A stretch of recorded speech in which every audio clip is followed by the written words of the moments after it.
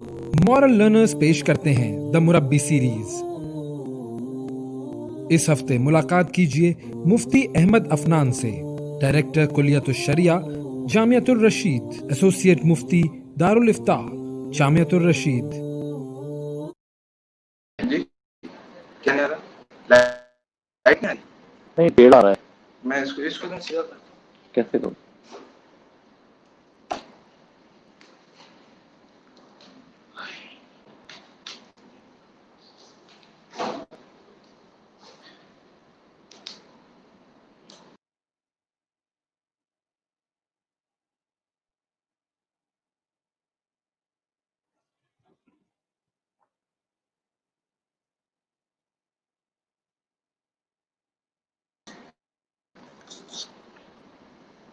جی ماشاء اللہ مفتی صاحب آگے جی۔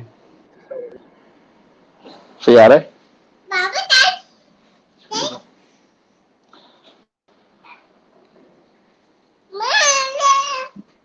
ابھی مجھے چارجر لا دیجیے گا پلیز، ابھی اسٹارٹ کریں۔ فرحان تو میں تصویر صاف آ رہی ہے؟ جی اب بالکل کلیئر ہے، آواز بھی اور تصویر بھی بالکل سیٹ ہے۔ اوکے۔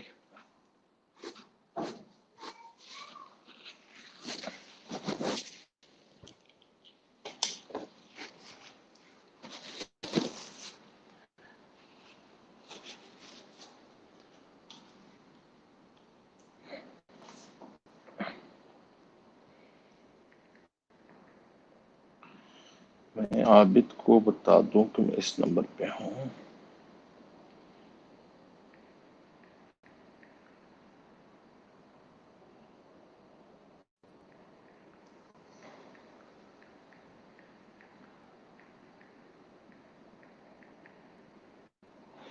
جی مفتی صاحب وی آر لائیو، میرا خیال میں ہم شروع کر لیتے ہیں۔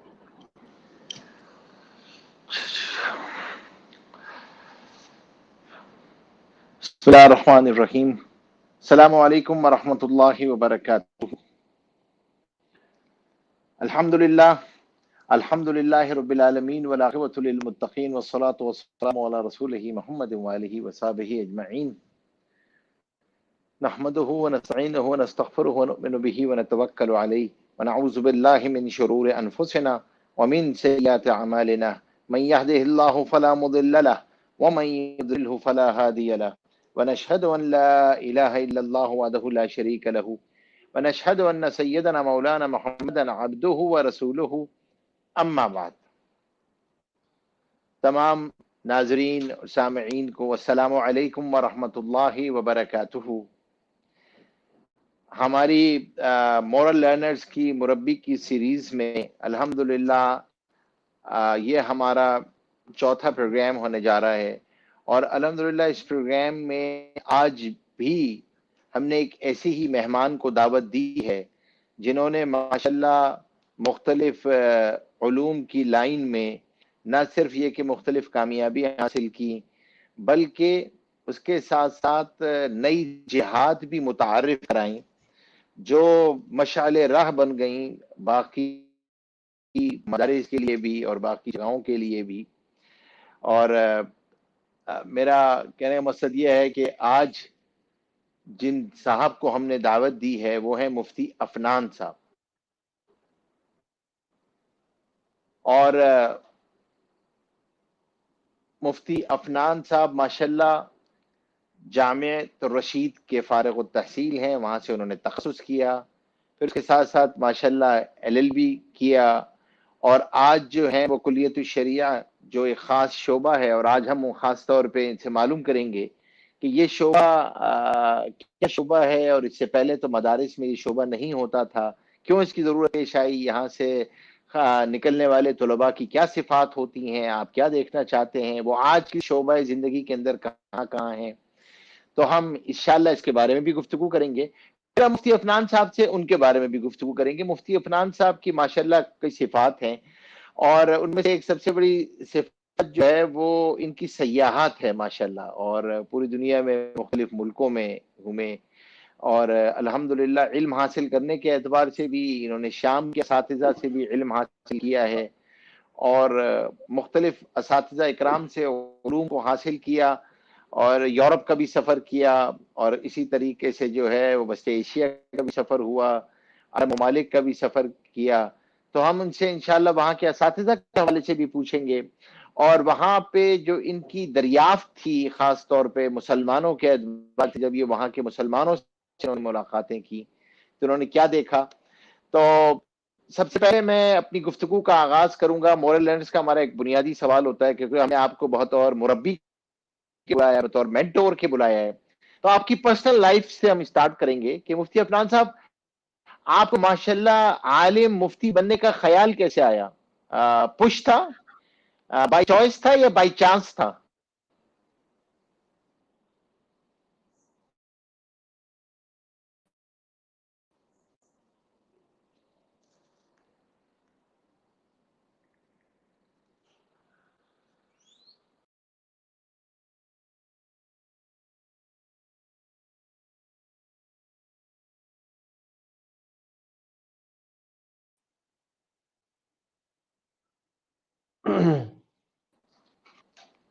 جی میرا کنیکشن ڈسکنیکٹ ہو گیا تھا. میں مفتی صاحب آپ کا سوال میں نے سن لیا.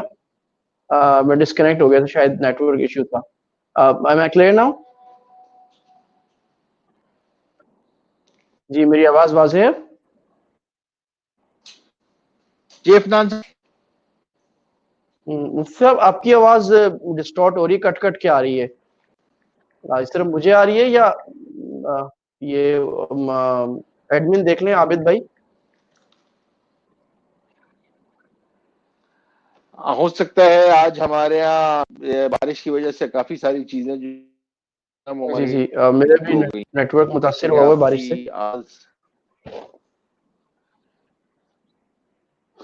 جی آپ کا سوال میں سن لیا. میری آواز اگر لگتا ہے بہت ایشو کلیئر؟ ہے. ٹھیک ہے. جی بسم اللہ الرحمن الرحیم، والصلاۃ والسلام علی نبینا محمد وعلی آپ نے سن لیا تھا؟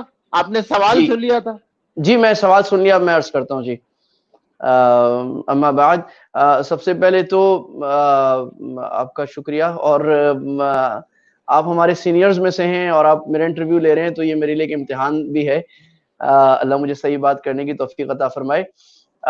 جی میرا علمی سفر کچھ ایسے رہا کہ پاکستان میں تو جامعۃ الرشید میں ہی سارا پڑھا، اور آخری سال دارالعلوم کراچی میں مفتی تقی عثمانی صاحب دامت برکاتہم کے پاس، اور باقی اساتذہ حضرت صدر صاحب، مفتی رفیع صاحب، دور حدیث وہاں پر کیا، تخصص پھر دارالعلوم. اس کے بعد میں پڑھتا رہا مختلف چیزیں. لاء بھی کیا میں نے، اور پھر باہر یونیورسٹی لنڈن سے بھی ڈگری لی، post graduate law in human rights کی. سوئٹزرلینڈ میں جنیوا اکیڈمی میں بھی پڑھا ہیومن رائٹس اور یونائٹڈ نیشنز کو فردر سمجھنے کے لیے، اور جرمنی میں بھی پڑھتا رہا. اور اس سے پہلے میں شام میں پڑھا، ڈیماسکس میں ایک علماء کے لیے ایڈوانس کورس تھے جامعہ ابن نور میں، اور عرب میں سعودیہ میں حلقات میں بھی پڑھنے کا اتفاق رہا. تو اس سے جو مجھے اپنی شخصیت میں جو چیزیں ایک بہتری نظر آئی، واللہ اعلم، وہ یہ ہے کہ جب آدمی گھاٹ گھاٹ کا پانی پیتا ہے اور مختلف حلقات سے علم لیتا ہے تو اس کی سوچ میں جمود نہیں ہوتا، تھوڑا توسع آتا ہے.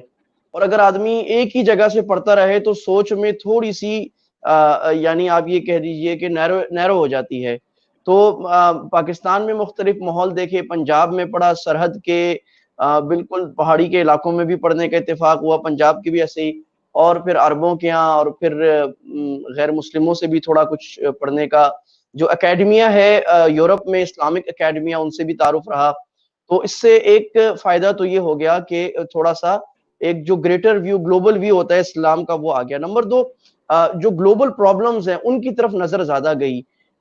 یعنی اگر آدمی صرف اپنی جگہ پہ رہے تو بعض دفعہ آدمی کی توجہ چند تھوڑے جزوی مسائل پر ہوتی ہے، جن کا کوئی لمبا، یعنی جن کی امپلیمنٹیشن بہت تھوڑی ہوتی ہے، یا بہت دیر پا مسائل نہیں ہوتے.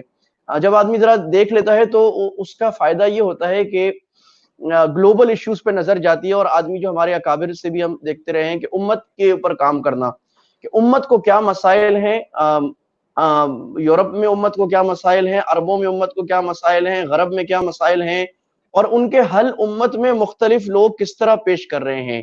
کیونکہ یہ ضروری نہیں کہ کسی مسئلے کا حل جو ہم پیش کر رہے ہیں وہ ہمیشہ صحیح ہو یا وہی صحیح ہو، بلکہ بہت سارے حل ہو سکتے ہیں جو صحیح ہوں. تو اس سے الحمدللہ بہت سارے راستے، سبل السلام جس کو قرآن نے کہا ہے کہ سلامتی کے بہت سارے راستے اللہ نے دکھا دیے اور مختلف لوگوں سے جو خیر کی بات تھی اللہ نے وہ لینے کی توفیق عطا فرما دی.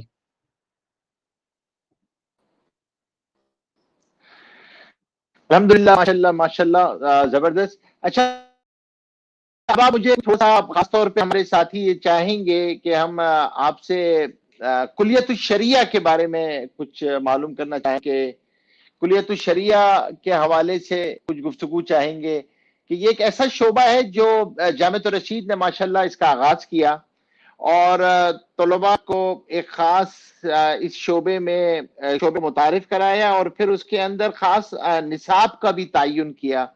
تو آپ کیونکہ ڈائریکٹر ہیں اور براہ راست اس شعبے کو دیکھ رہے ہیں تو میں چاہوں گا کہ اس شعبے کا کچھ تھوڑا سا تعارف، کلیت الشریعہ کا کچھ تعارف جو ہے ہونا چاہیے، اور اس حوالے سے کہ کلیت الشریعہ کس میدان میں کام کر رہا ہے اور کلیت الشریعہ کا میدان کیا ہے، کلیت الشریعہ سے حاصل کیا ہے، اس کا مقصد کیا ہے، ویژن کیا ہے، اور really you have achieved the vision اور you are in process right now. آپ کیا سمجھتے ہیں؟ آپ کیا، کیونکہ it's a very new thing کلیت الشریعہ، ویری یونیک برانڈنگ ہے اور بڑی یونیک برانڈ ہے مدرسے کے لیے. جی مفتی صاحب، میں آپ کے سوال کا جواب 3 سٹیپس میں دے دیتا ہوں کہ کلیت الشریعہ کا پس منظر کیا ہے، why did we start this, number 2 what are we achieving, اور نمبر 3 ہمارے گریجویٹس کہاں کہاں پلیس ہو گئے ہیں، نمبر 4 ہمارا فیوچر ویژن کیا ہے.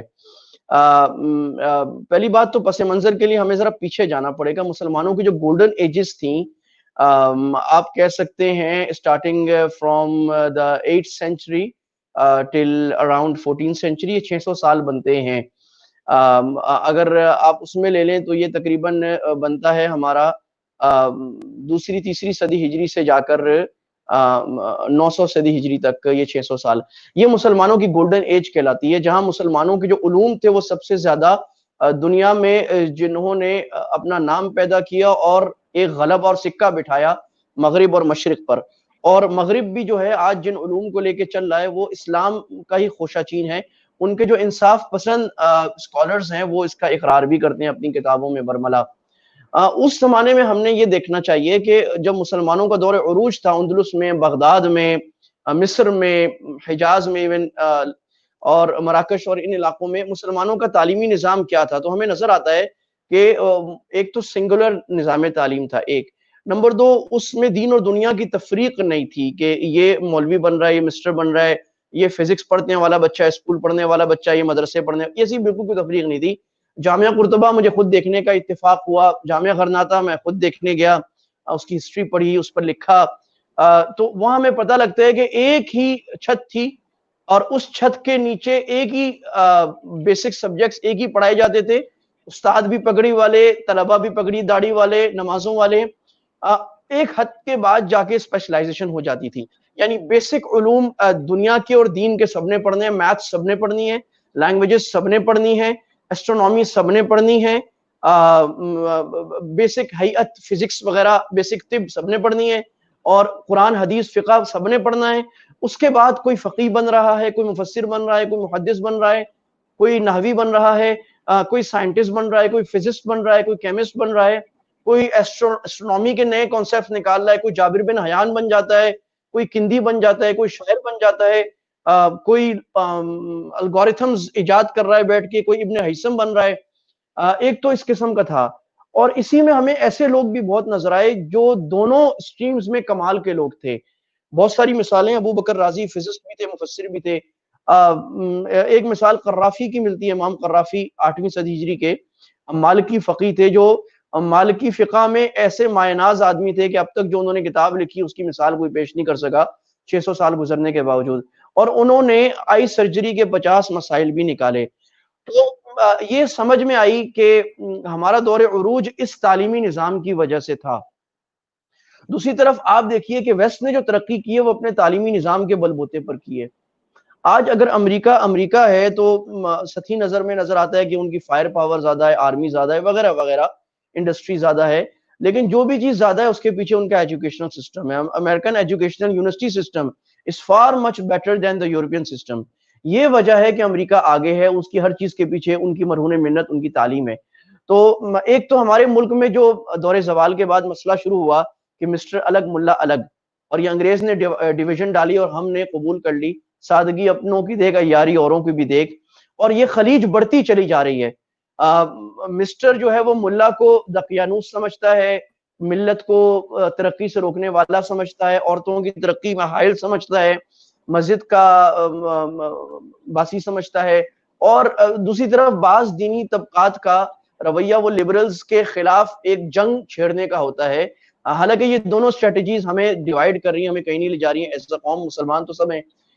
ضرورت اس بات کی تھی، جو ڈیولزم ہمارے تعلیمی نظام میں آ گیا ہے، بلکہ ڈیولزم نہیں ہے، یہ تو 8 قسم کے تعلیمی نظام اس وقت پاکستان میں چل رہے ہیں، 3000 والا مفت والا، 3000 والا، 10,000 والا، 6,000 والا، 20,000 والا، 30,000 والا، اور مدرسے والا، اور ڈفرینٹ۔ تو یہ اس نے ہمیں، یعنی ہماری آئیڈینٹیٹیز 8-10 ہیں، وی آر کنفیوز نیشن، کیونکہ 10 قسم کے لوگ بن رہے ہیں، کسی کو پتہ نہیں نیشنل آئیڈینٹی کا ہے، we are in a great identity crisis. Jamiatur Rasheed نے طے کیا کہ ہم ویژن اس کو بنائیں گے، ابھی میں جامشید پر ہوں، کہ جامشید کا یہ ویژن تھا کہ ہم اس ڈوئلزم کو ختم کریں گے اپنے پر، اور جو ہم شعبے شروع کریں گے ایکسلنس پہ شروع کریں گے اور اسی نظریے پہ شروع کریں گے۔ اگر ہم عالم بنائیں گے تو عالم کو ہم اپنا ساتھ ساتھ ماسٹرز بھی کرائیں گے، اور اگر ہم یونیورسٹی گریجویٹس کو لیں گے تو ان کو ہم مضبوط عالم بنائیں گے، تاکہ ایسے لوگ معاشرے میں جائیں جو دین و دنیا دونوں کو، تقوی بھی مضبوط ہو، علم بھی مضبوط ہو، اور اس کو ہم پھر ایٹ لارجر پکچر پروجیکٹ کریں گے، مارکیٹ بھی کریں گے۔ ہم نے ایک میڈیا بھی بنایا کہ ہم دنیا کو بتائیں گے دیکھیں جی دس از ڈویبل، اور اس کا یہ نتیجہ نکلتا ہے۔ یہ تو پہلے سوال کا جواب۔ دوسری بات، ہمارے اب تک 15 بیچ فارغ ہو چکے ہیں، ابھی ایگزام ہو گیا، اور ہمارے گریجویٹس جو ہیں وہ 260 ہیں۔ ان 260 گریجویٹس میں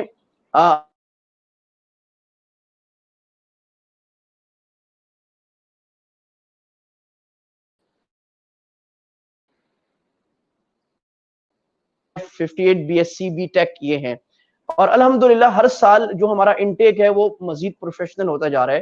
اب ہم سمپل بی اے نہیں لے رہے ہوتے، اب ہم technical, mechanical engineer, doctor, M B A, یہ لوگ ہم انڈکٹ کر رہے ہوتے ہیں۔ آج کل انٹرویوز چل رہے ہیں۔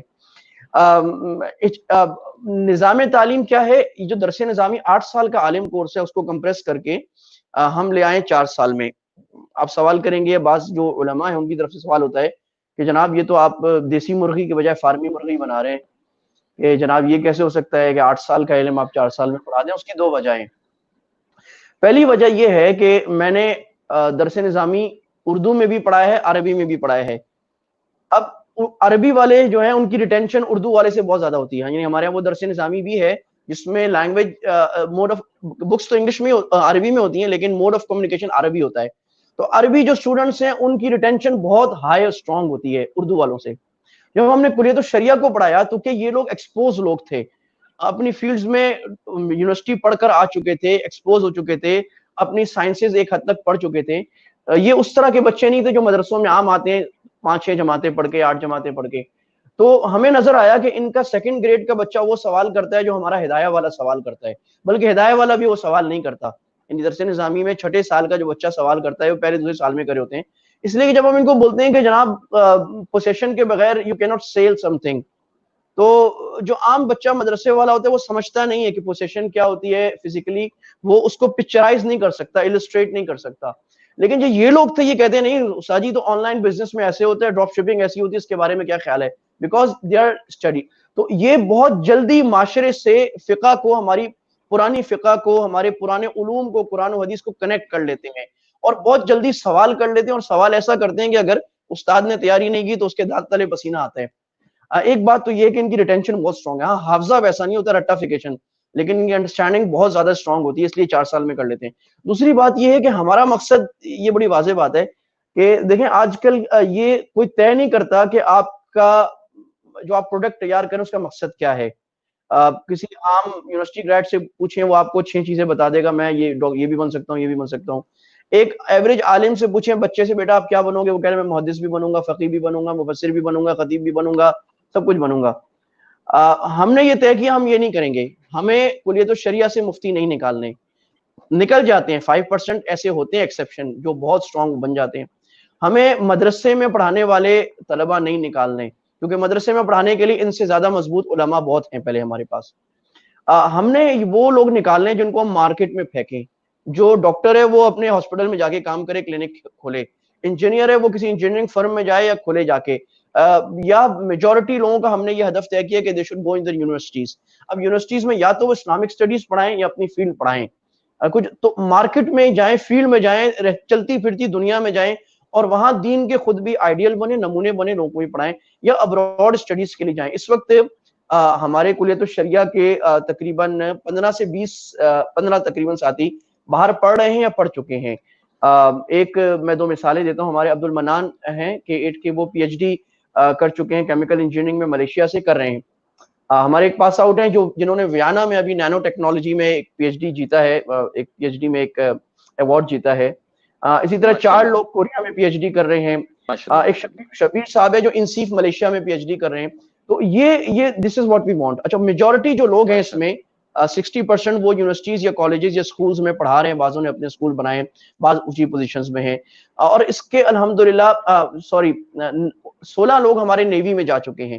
نیوی میں ایک پوزیشن آئی تھی اس وقت, ان کو موٹیویشنل اسکالرس چاہیے تھے, تو اس میں کلیت الشریعہ کو انہوں نے اپروو کیا اور ہمارے لوگوں کو سب سے زیادہ لیا, کیونکہ ان کو سمجھ آ رہی تھی کہ یہ لوگ معاشرے سے کنیکٹ لوگ ہیں. یہ تھا. ہم فیوچر ہمارا کیا ہے دیکھیں, ہم ان کو صرف دینی علوم نہیں پڑھاتے, اس کے ساتھ ساتھ ہم ان کی لینگویجز پہ بھی کام کرتے ہیں, عربی انگلش پہ. ہم ان کو ورکشاپس بھی کراتے ہیں, ہم ان کو ٹیڈ ٹاکس بھی سلیکٹڈ دکھاتے ہیں. ہم دنیا میں emotional intelligence skills, personal skills, global issues, اس پر ان کو ہم ورکشاپس کرا رہے ہوتے ہیں تاکہ یہ ایسے داعی بنے جو دنیا کو سمجھے ہوئے اور اس کے مطابق بات کرنے والے بنے. میڈیا کی بھی ان کو تربیت دی جاتی ہے. یہ سارا کچھ ہو رہا ہوتا ہے. جی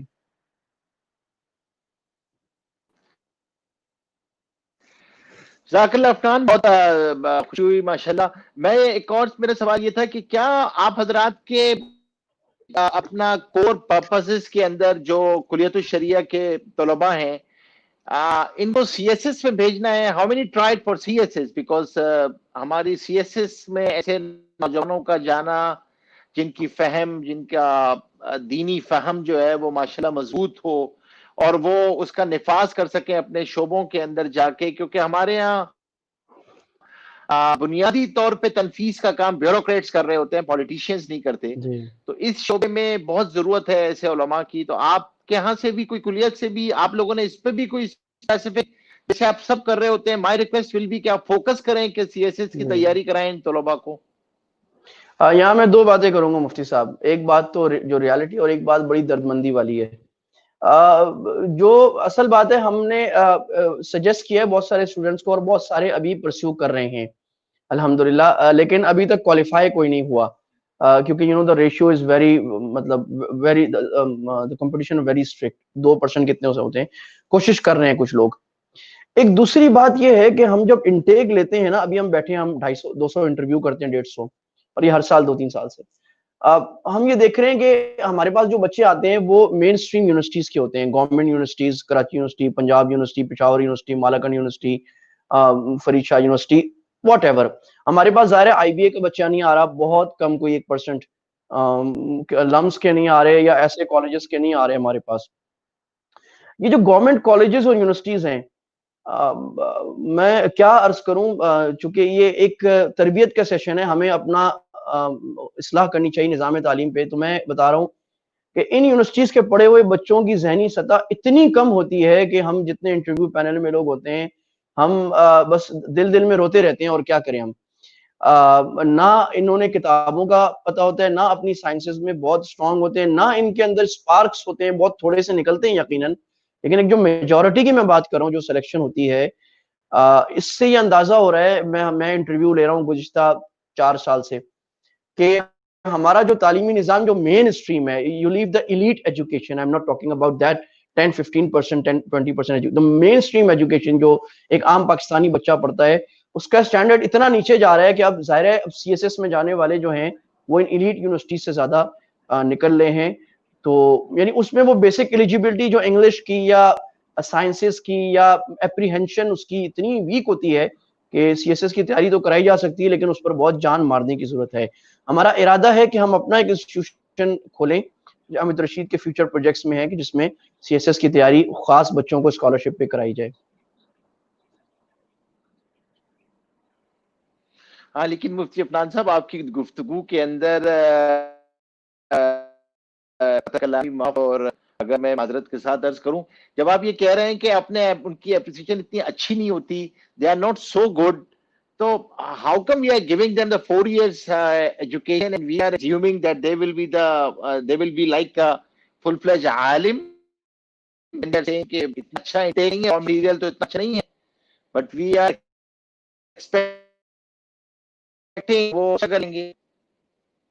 ڈو یو تھنک کہ ہم اس جگہ پر تھوڑا سا ہمارے لیے ایشو آ رہا ہے، یا آپ سمجھتے ہیں کہ C S S is a different ball game and علماء والا جو ہے یہ ایک ڈفرنٹ بال گیم ہے؟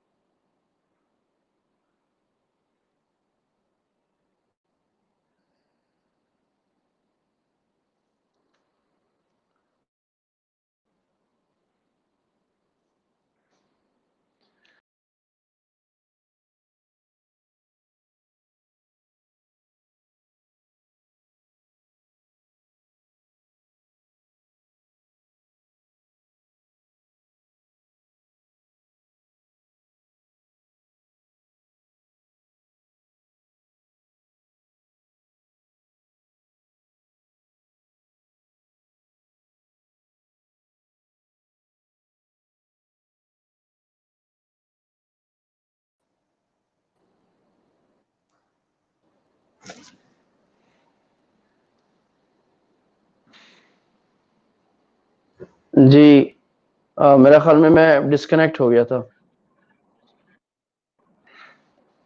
جی افنان، میرا سوال جو ہے وہ تھوڑا سا یہ تھا کہ آپ نے کہا تھا کہ مین اسٹریم یونیورسٹی سے آپ کے پاس را مٹیریل آ رہا ہے اور ان کی اپریسیشن اتنی اچھی نہیں ہے، ان کی گرفت اتنی اچھی نہیں ہوتی کہ ہم انہیں سی ایس ایس میں بھیج سکیں.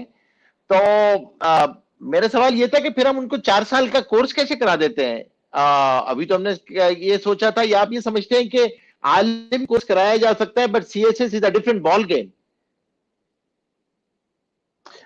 جی میں یہی سمجھتا ہوں سی ایس ایس کیونکہ کمپٹیشن اتنا ٹف ہے، اس میں جو اصل میں سی ایس ایس میں جو بہت ساری اسکلز چاہیے ہوتی ہیں. انگلش کی آپ دیکھ لیں، اب انگلش کی اسکل ہم تو نہیں بنا سکتے 4 سال میں، ہم جو اسکل بنی ہوئی ہو اس کو پالش کر سکتے ہیں. جو اس کی جنرل نالج کی ہے، گلوبل افیئرس کی اسکل ہے، وہ اگر مطلب میں نہیں کہہ رہا it's not doable, it's doable and we should do, لیکن کمپلیکیشن بہت زیادہ ہیں.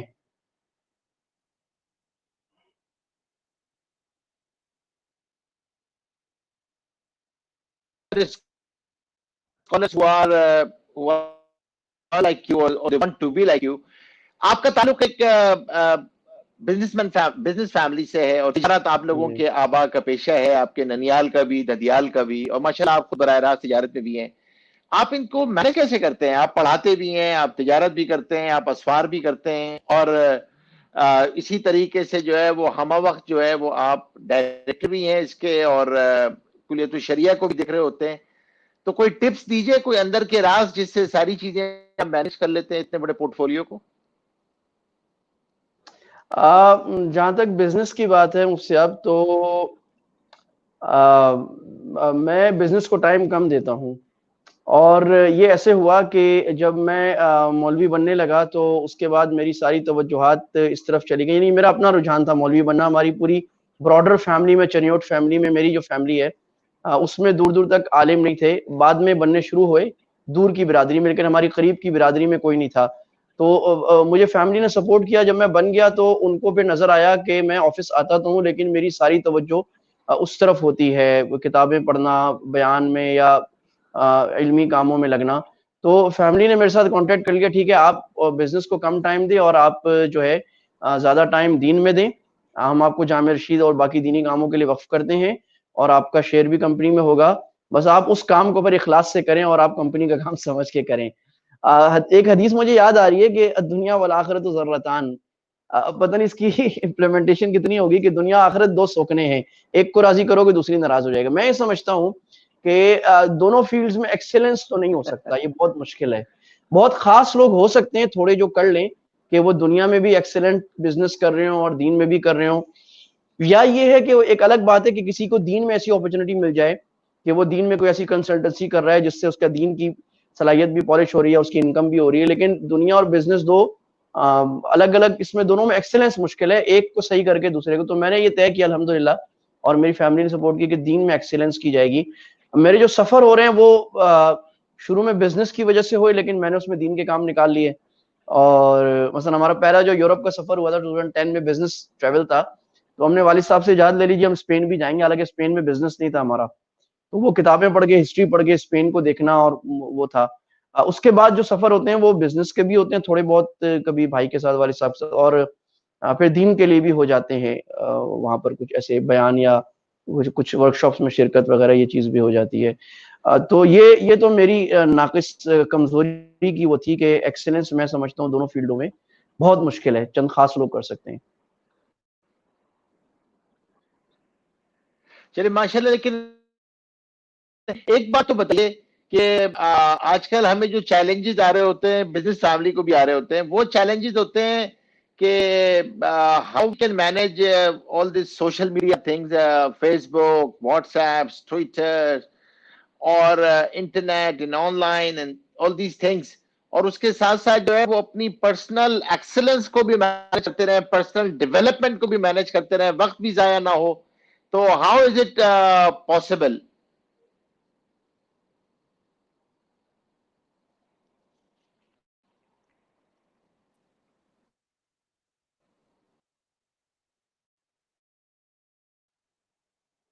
مفتی صاحب کی آواز مجھے صاف نہیں آ رہی، وہ کٹ کٹ کے آ رہی ہے، تو I could not understand.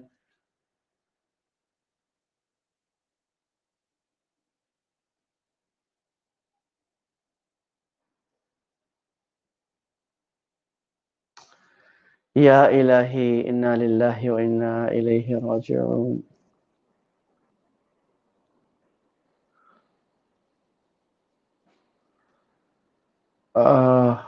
Afnan آواز آ رہی ہے آپ کو؟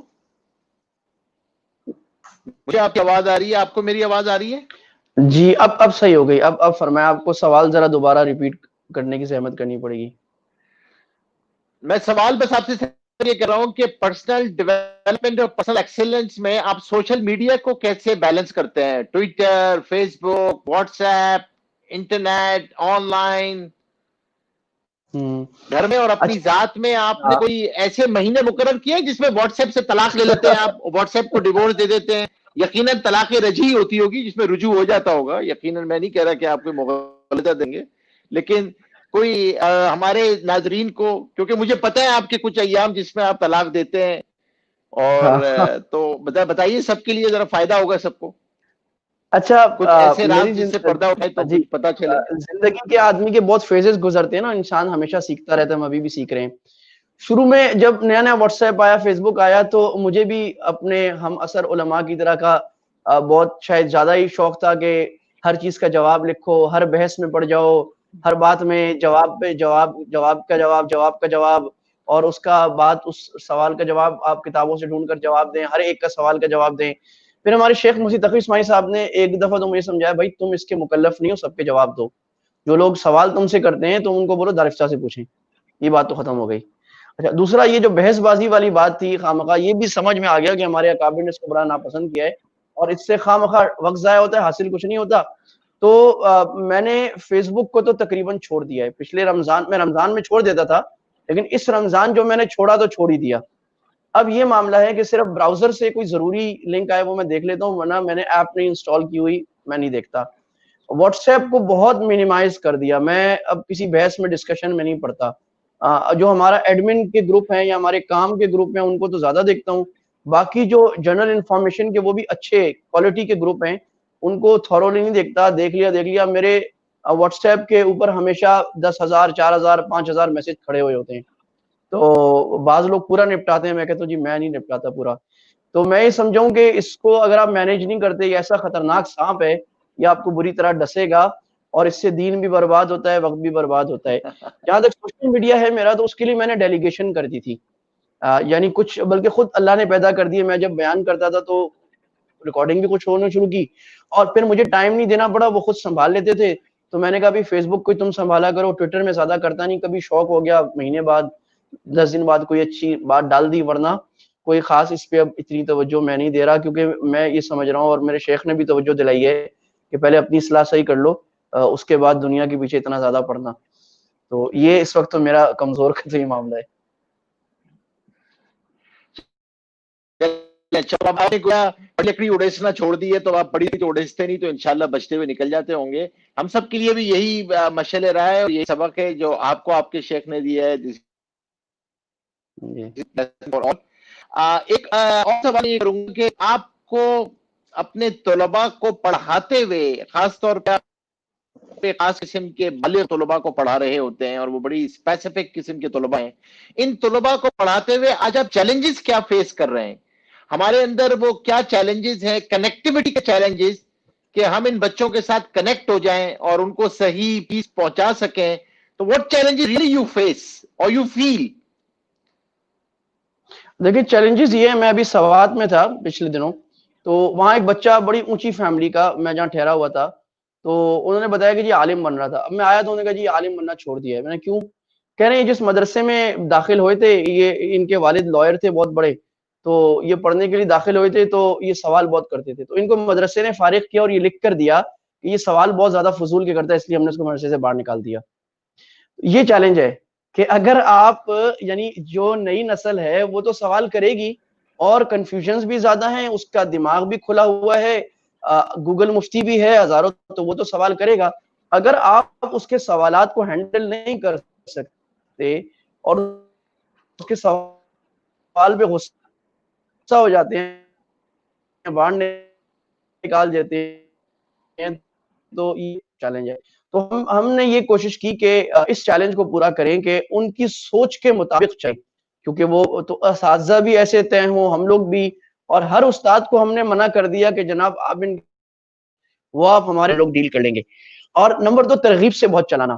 اس کی وجہ یہ کہ جو کلیت الشریعہ میں ہمارے پاس بچے آتے ہیں بڑی قربانیاں دے کے آتے ہیں. ابھی میں انٹرویو لے رہا ہوں, کوئی 1 لاکھ تنخواہ لے رہا ہے, کوئی 50,000 تنخواہ لے رہا ہے, 20-30 ہزار تنخواہ لے رہا ہے, نہیں بھی لے رہا تو اس میں پوٹینشیل ہے, کیونکہ کوئی بی ایس سی انجینئرنگ کر گیا, کوئی میکینیکل انجینئرنگ میں, کوئی کمپیوٹر سائنٹسٹ بن گیا, کوئی ایم فل کر گیا ہے.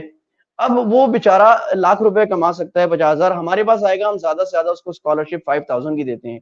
یہ قربانی سے آتے ہیں. دوسری اہم بات مفتی صاحب, یہ جو جتنے لڑکے ہمارے پاس آتے ہیں نا, اس میں 75 to 80% تبلیغ سے ہو کے آتے ہیں. یعنی ان کی زندگی یونیورسٹی میں تبلیغ سے بدلی ہوتی ہے, تبلیغی جماعت سے چلا لگا ہوتا ہے سروزہ یا 4 ماہ, اور تو اس برکت سے آتے ہیں. تو ان کو ترغیب سے چلانا ہوتا ہے, ان کے اوپر ہاتھ رکھ کے, ان کو پیار محبت سے اسلاف کے واقعات سنا کے, کبھی آئس کریم کھلا کے, کبھی دعوت, کبھی سختی بھی کی, نرمی بھی, گرمی. تو یہ عام طلبہ کے ساتھ طرح نہیں چلتے, ان کو اس طرح چلانا ہوتا ہے. اور اگر ترغیب کی کمی آ جائے تو ان کا جو جذبہ ہے فوراً نیچے گر جاتا ہے. اور کیونکہ گھر سے بھی پل آؤٹ ہوتا ہے کہ بھائی تم کما کے دو, تمہارے باقی دوست تو پی ایچ ڈی کر رہے ہیں, جاب کر رہے ہیں, تم یہاں پر مولوی بن رہے ہو. تو یہ چیلنج ہوتا ہے ہمیں ان کو پڑھانے میں. یا یہ پریشان ہو جاتے ہیں کہ جناب ہم کیا کریں گے, ہمیں بتائیں, ہم کون سا پہاڑ کھودیں گے دنیا میں جا کے, ہمارا فلاں دوست یہ پڑھ رہا ہے, وہ پڑھ رہا ہے. تو ان کو ہمیں سمجھانا ہوتا ہے کہ بیٹا تم یہ کام کر لو گے, بڑا دیکھو تمہارا فلاں ساتھی, فلاں تمہارے سینئر یہ کام کر رہے ہیں, یہ کام کر رہے ہیں. یہ چیلنجز آتے ہیں.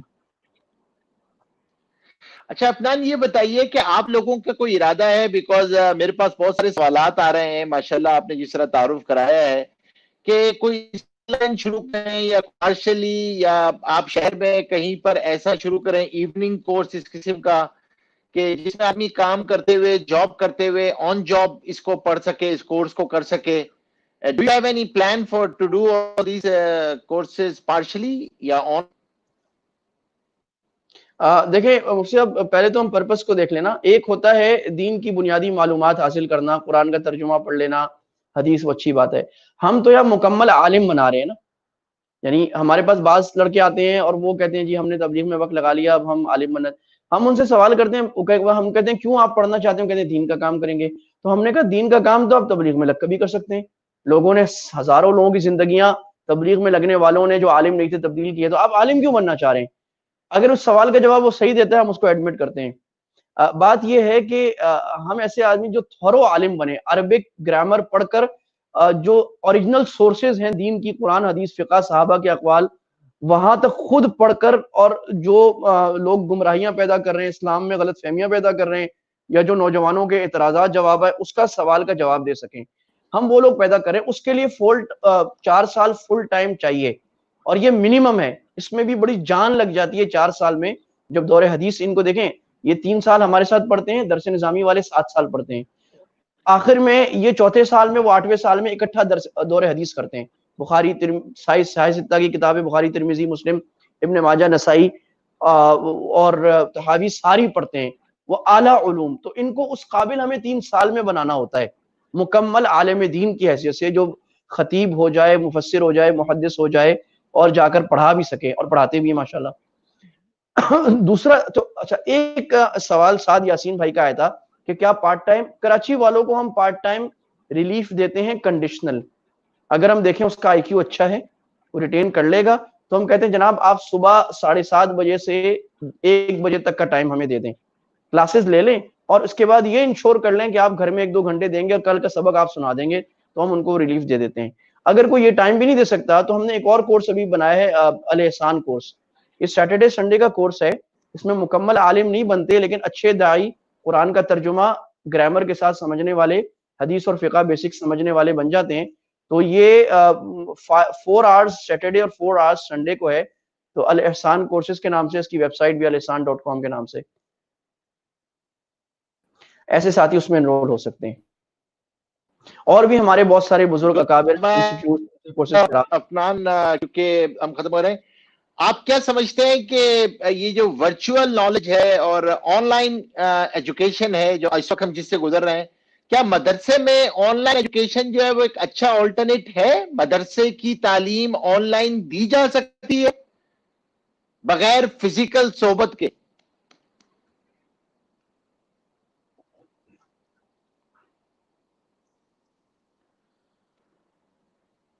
افنان، آپ کو سوال سمجھ میں آئے؟ سوال سنا ہے آپ نے؟ آواز آ رہی ہے؟ 2 باتیں ہیں. پہلی بات تو یہ ہے کہ میری آواز کلیئر آ رہی ہے؟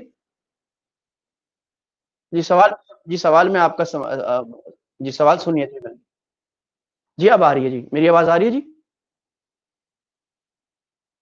جی میں جواب عرض کرتا ہوں. دیکھیں، میری ناقص رائے میں میری رائے کی کوئی حیثیت نہیں ہے، لیکن جو ایکسپیرینس ہے، جو آپ نے سوال کیا، تو پہلی بات تو یہ ہے کہ ایک تو ہے نا مجبوری کے حالات. تو عربی میں کہتے ہیں ما لا یدرک کلہ لا یترک کلہ، if you can't get him all don't leave him all. تو جب تک پہلی بات تو اس کووڈ کے حالات میں ہمیں آن لائن کورسز شروع کرنے چاہیے، پڑھانے چاہیے، ٹھیک ہے. نارمل حالات ہو جائیں تو آپ کا کیا خیال ہے کہ علم دین آن لائن پڑھانا چاہیے کہ نہیں؟ دیکھیں، آئیڈیلی تو یہ ہے کہ آن کیمپس ہونا چاہیے، کیونکہ علم دین میں نسبت منتقل ہوتی ہے. جو آگ کی خاصیت وہی عشق کی خاصیت، ایک خانہ بخانہ ایک سینہ بسینہ. آپ تربیت کرتے ہیں بڑی سخت، انٹینس، اس میں فزیکلی پریزنس ایک حد تک ضروری ہے. لیکن دنیا میں بہت سارے لوگ ایسے ہیں کہ جو آن کیمپس نہیں کر سکتے، یا تو دنیا کے ملک کے ایسی حصے میں رہتے ہیں، یورپ میں، افریقہ میں، عرب میں، جن کے پاس عالم بننا چاہتے ہیں لیکن وہ آ نہیں سکتے یہاں پڑھنے، یا ایسے لوگ ہیں جو جاب کر رہے ہیں لیکن وہ 5-6 گھنٹے روز کے نکال سکتے ہیں.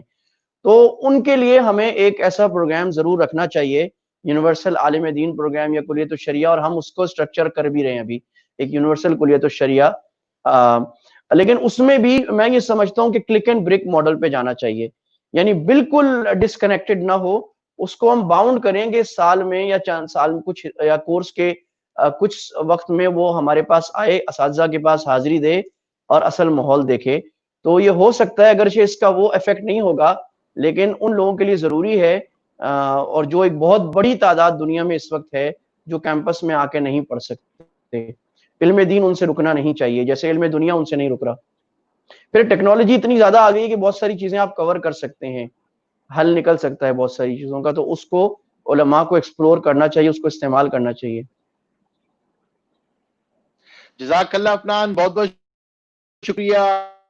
آپ نے ماشاءاللہ نہ صرف یہ کہ تعارف کرایا اپنے شعبے کا، اپنی ذات کا، اور پھر یہ کہ مل کے ہم کو خاص طور پہ اس وقت ہمارے پاس، میں اس کو ختم کرنے جا رہا ہوں اختتام کو، اور آپ حضرات سے تھوڑی سی اس حوالے سے میں معذرت چاہوں گا کہ ہمارے کچھ موسمی حالات، کچھ بارش کی وجہ سے کچھ رابطہ درمیان میں منقطع رہا، لیکن آپ لوگ ماشاءاللہ کنیکٹ رہے. بہت بہت شکریہ. ہمارا نیکسٹ سیشن جو ہے وہ ہمارے مربی انشاءاللہ ہمارے ساتھ ہوں گے doctor Nadeem Memon, one of the famous educationist, P H D theory and policy studies in education, university of Toronto, senior research fellow, centre for Islamic education, Australia, and he's the author of the two books on philosophy and Islamic education about religious schooling. And اس سے پہلے previously director Islamic teacher education program, Raji Education, اور اسی طریقے سے faculty in Indian College Canada and Al Hawaya University Morocco, University of Toronto Canada. تو doctor Nadeem ہمارے ساتھ ہوں گے. بس ایک چیز یاد رکھیے گا کہ بیکاز از ان آسٹریلیا, اور تو ہمارا ٹائم ہے اگلی جمعے کو وہ صبح 6 بجے ہے, تو آپ انشاءاللہ نہ بھولیے گا. اور ڈاکٹر ندیم ماشاءاللہ بہت ہی پاکستان وہ ایک مرتبہ آ چکے ہیں, تو ہمارے بہت سارے ساتھی وہ ہوں گے جنہوں نے براہ راست ڈاکٹر ندیم کو سنا ہوا ہوگا. ہمیشہ ان سے فائدہ ہوتا ہے, ہمیشہ ان سے استفادہ ہوتا ہے. جیسے آج آپ کو مفتی عفنان صاحب سے مدارسے کے ان نئے مدرسوں کے وہ دریچے کھلے تو شاید کسی کے سامنے نہ تھا کہ مدرسے کیا کیا کام کر رہے ہیں اور کیسے کیسے افراد کو کس کس طریقے سے فٹ کر رہے ہیں اور کیا کیا ان کے ویژنز ہیں. اسی طریقے سے ہم ڈاکٹر ندیم سے چاہیں گے مانا کہ آج دنیا میں جو اسلامک اسکولز چل رہے ہیں ان کے چیلنجز کیا ہیں, ہاؤ دے کاپ دا چیلنجز, اور اسلامک اسکولز کے curriculum, he is expert of curriculum. تو انشاءاللہ آپ حضرات اگر چاہیں تو you can send your questions, آپ پہلے بھی بھیج سکتے ہیں وہ سوالات مورل لرنرز پہ بھیج دیجیے یا سوالات بھیج دیجیے, اور ہم یہ کوشش کریں گے کہ ان سوالات کو پہلے سے ہم فوکس کریں ڈاکٹر ندیم سے پوچھنے میں, لیکن انیشیلی ہم ابتدا ڈاکٹر ندیم کے ہی ویوز سے کریں گے. تو آپ سب سے میری درخواست ہوگی کہ انشاءاللہ ہمارے ساتھ رہیے گا. اب جو آنے والا جمعہ ہے انشاءاللہ اس جمعے کو صبح 6 بجے آپ نہیں بھولیے گا, اپنے پاس جو ہے وہ الارم لگا لیں, because is a difficult time I know, لیکن یہ کہ اس دفعہ فجر پڑھنے کے بعد آپ حضرات جو ہے وہ انشاءاللہ اشراق پڑھ کر ہمارے ساتھ ہوں گے. تو جزاک اللہ, تھینک یو ویری مچ. مفتی عفنان صاحب آپ کا وقت لیا, جزاک جزاک اللہ, بہت بہت شکریہ. ہمیشہ کی طرح آپ سے استفادہ کیا اور سب ساتھیوں نے بھی استفادہ کیا ہوگا. ہمیشہ کی طرح آپ سے فائدہ ہوتا ہے اور آپ کی مجلس سے, آپ کی گفتگو سے الحمدللہ الحمدللہ. اللہ تبارک و تعالیٰ آپ کی سعی کو قبول فرمائے, جامع کو ترقی نصیب فرمائے, اور آپ کی قدم قدم پہ دستگیری فرمائے, آپ کی قربانیوں کو اور آپ کی محنتوں کو, آپ کی کوششوں کو انتہائی طور پہ بارگاہ میں قبول فرمائے. جزاکم اللہ احسن الجزا. السلام علیکم ورحمۃ اللہ وبرکاتہ.